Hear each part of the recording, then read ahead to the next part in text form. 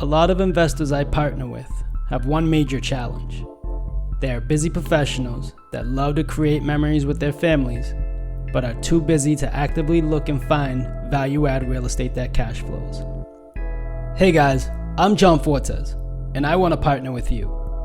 I provide investment opportunities through apartment syndications that allow my partners to invest passively so they don't have to worry about trading more time for money. If you are interested in creating passive streams of income, wealth creation, and all the tax benefits that come along with investing through real estate, I encourage you to fill out the form at www.investwithfortes.com. Invest today so that tomorrow you can trade money for time. Once again, that's www.investwithfortes.com. And I can't wait to partner with you.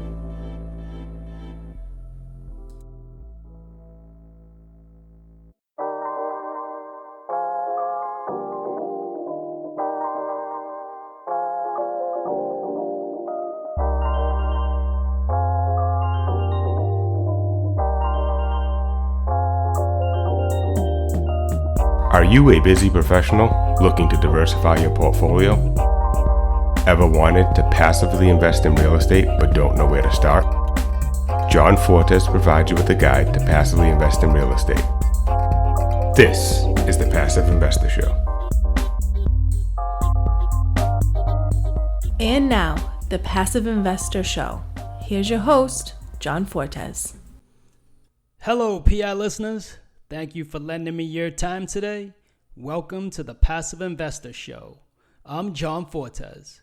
Our goal is to provide you, the busy professional, with passive investing tips and tricks for your real estate investments to leverage more time for you to focus on your true passions. Let's get to work.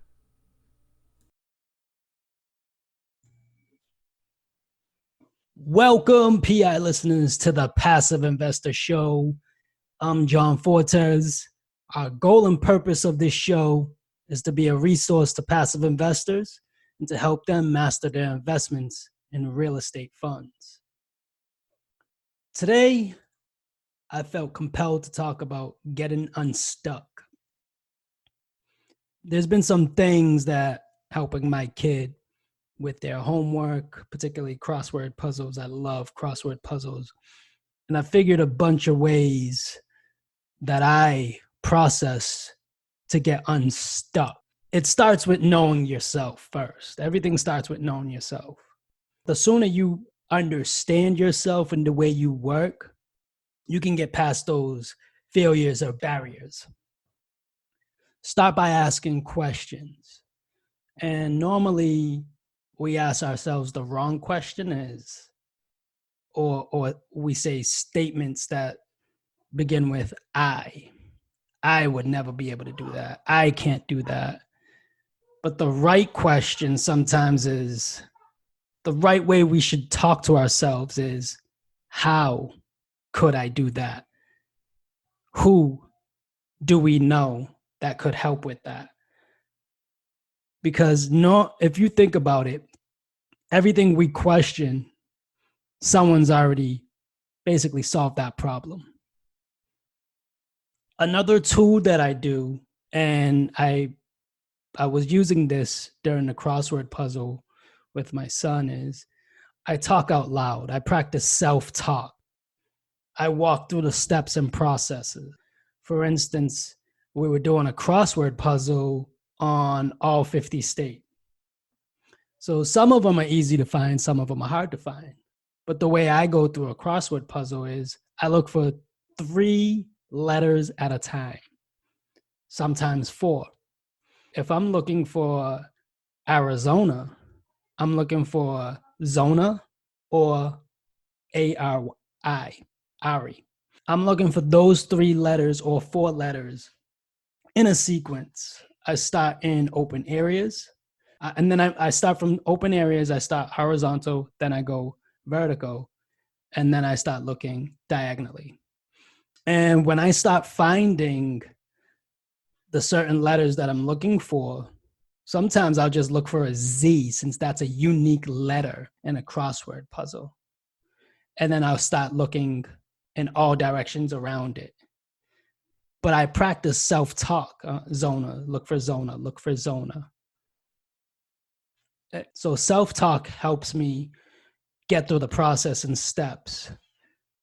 And my last thing that I do, if I'm really, really stuck, I'll leave it alone. I'll put it away for anywhere from about a few minutes to maybe even an hour. Depending on how big the problem is, maybe a couple of days, because I just need to think about something else and not focus on it too hard. Sometimes putting it down for a few minutes or an hour or so help. Do something else. And when I finally come back to it, I'm coming back to it with fresh senses. And here's a few activities that help me get unstuck. My favorite one is morning meditation. Meditation helps me slow down my thought process.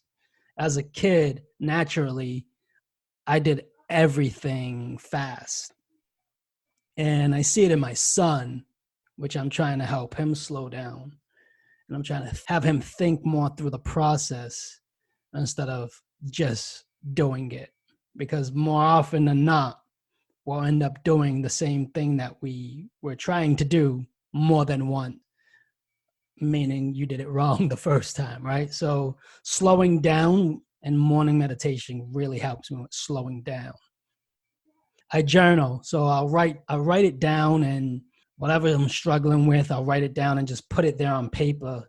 And that way, for me, when I translate it to paper, it is out of my brain. I don't have to think about it anymore.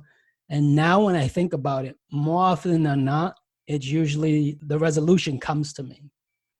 The last thing that I do is I keep myself busy. If I'm not busy, I feel like my body's not aligning with everything that I'm doing. So I exercise.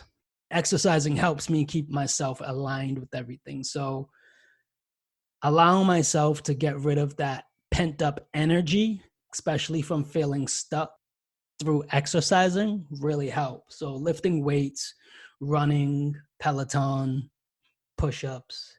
I like to do things like I just completed a 31-day, 200 push-ups a day challenge.